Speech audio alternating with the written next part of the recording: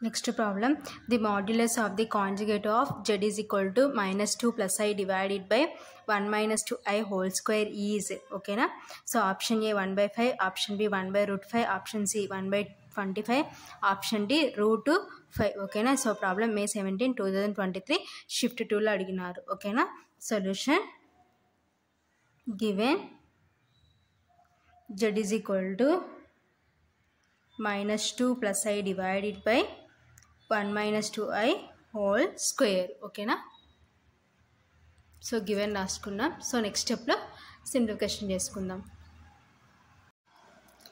That is equal to -2 plus I divided by, so a minus b whole square. So a minus b whole square split చేస్తే a square plus b square minus 2, a అంటే 1, b అంటే 2i, ఓకేనా. That is equal to -2 plus I divided by, so 1 square అంటే 1, so 2i whole square split చేస్తే 2 square into I square minus 2 2s 4i, ఓకేనా. Since a minus b whole square is equal to a square plus b square minus 2ab, ఓకేనా. That is equal to -2 plus I divided by 1 plus 2 square అంటే 4, I square అంటే -1, ఓకేనా. Since I square is equal to -1 minus 4i, that is equal to -2 plus I divided by, so 1 plus into minus -4 minus 4i, okay na. That is equal to -2 plus I divided by, so 1 minus 4 అంటే -3 minus 4i, okay na. So ఇప్పుడు మనకి డినామినేటర్లో ఏమున్నాయంటే imaginary numbers ఉన్నాయి కాబట్టి ఏం చేసుకున్నామంటే rationalise చేసుకుందాం. So rationalise చేసుకోవాలంటే ఏమవుతుందంటే, సో ఇక్కడ మధ్యలో మైనస్ ఉంది కాబట్టి ప్లస్ అవుతుంది అనమాట. రేషనలైజ్ చేస్తే -2 plus I divided by -3 minus 4i. So rationalise చేస్తే డినామినేటర్లో ఇమాజినరీ నెంబర్స్ ఉన్నాయి కాబట్టి రేషనలైజ్ చేస్తే సో -3, సో మధ్యలో మైనస్ ఉంది కాబట్టి plus 4i divided by -3 plus 4i, ఓకేనా.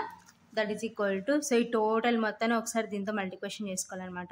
సో మొత్తాన్ని ఒకసారి -3తో మల్టిప్లికేషన్ చేసుకుంటే, so minus into minus plus 2 3s 6, next plus into minus -3i, ఓకేనా. సో మొత్తాన్ని మళ్ళీ 4iతో మల్టిప్లికేషన్ చేసుకుంటే minus into plus minus 2 4s 8i, so next plus into plus plus 4i into I square divided by, here మనం observe చేసాం అనుకోండి a plus b into a minus b formula ఉంది కాబట్టి a square minus b square, so a square minus b square, ఓకేనా.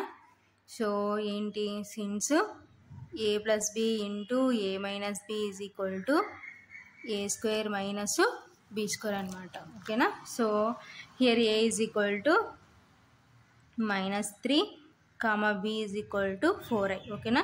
So that is equal to, so ఇప్పుడు same terms ఉంటే add చేసుకుందాం. 6, so -3i minus 8i అంటే -11i plus 4 into I square అంటే -1 divided by, so ఇక్కడేమో negative ఉంది, పవర్లో even ఉంది కాబట్టి నెగిటివ్ పాజిటివ్ అవుతుంది.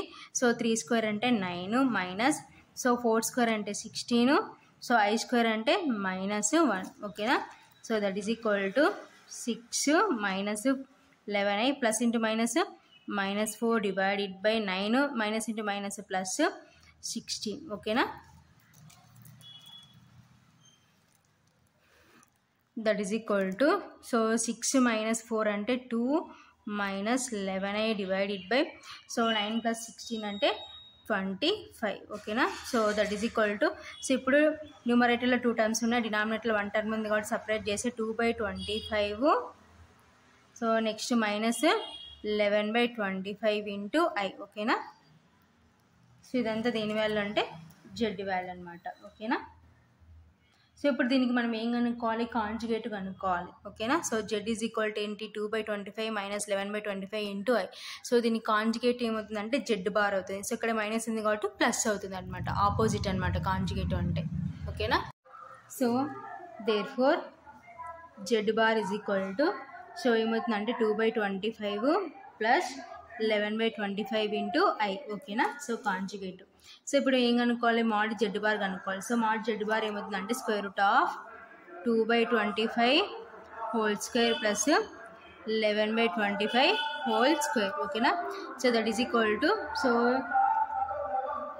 స్క్వేర్ సపరేట్ చేసినాం అనుకోండి. So 2 square divided by 25 square plus 11 square divided by 25 square. ఓకేనా. So square root of, so 2 square అంటే 4/25 square అలాగే ఉంచుకుందాం. సో 11 square అంటే 121 డివైడెడ్ బై 25 square. ఓకేనా.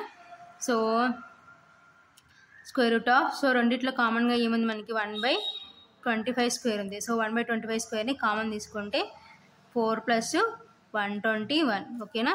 సో స్క్వేర్ సపరేట్ చేసినాం అనుకోండి, 1/25 square రూట్ 4 + 121. ఓకేనా. So that is equal to square root of, so ఇప్పుడు ఏం రాసుకోవచ్చు, 1/25 హోల్ స్క్వేర్ రాసుకోవచ్చు స్క్వేర్ రూట్ ఆఫ్. సో 121 + 4 అంటే 125. ఓకేనా. స్క్వేర్కి రూట్కి cancel, that is equal to 1/25 into root 125. So root 125ని ఏ విధంగా రాసుకోవచ్చో చూసుకుందాం. సో రూట్ 125, సో 5తో మనం ఎల్సిఎం ఫైండ్ అవుట్ చేసినాం అనుకోండి. 5 2s 10, 5 5s 25, నెక్స్ట్ 5 5s. ఓకేనా. Next 5 1s. సో ఇప్పుడు ఏం రాసుకోవచ్చు అంటే 5 square ఇంటూ 5 అని రాసుకోవచ్చు. ఓకేనా. So that is equal to 1/25. So root separate చేసే 5 square ఇంటూ రూట్ 5. ఓకేనా. స్క్వేర్కి రూట్కి cancel, that is equal to 1/25 into 5 into root 5. ఓకేనా. 5 1s 5 5s. So that is equal to, so ఫైనల్గా ఇంకా మనకి ఏముంది, రూట్ 5/5. ఓకేనా. So that is equal to, so root 5 divided by, so ఈ 5ని ఏం రాసుకోవచ్చు, రూట్ 5 ఇంటూ రూట్ 5.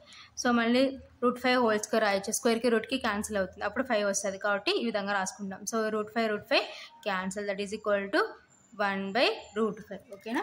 సో ఇదంతా దేని value, mod Z bar value. So 1/5 ఎక్కడ ఉంది మనకి, ఆప్షన్ బిలో ఉంది కాబట్టి option B is correct. Therefore option B is correct. So ఇది ఫైనల్గా answer. So next problem, if Z1 is equal to 2 + 5i, Z2 is equal to -1 + 4i and Z3 is equal to ie, then mod Z1 - Z3 divided by Z3 - Z2 is equal to. ఓకేనా. So option A √2, option B 2√2, option C 5√2, option D 4√2. ఓకేనా. So ఈ problem May 17, 2023 shift 2లో అడిగినారనమాట. ఓకేనా. Solution, given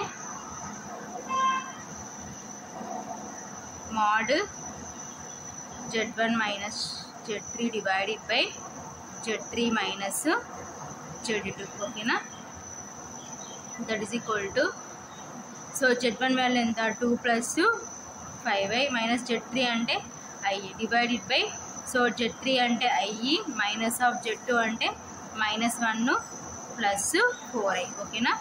so that is equal to 2 + 5i - i divided by, so -i brackets remove చేసే +1 - 4i. ఓకేనా.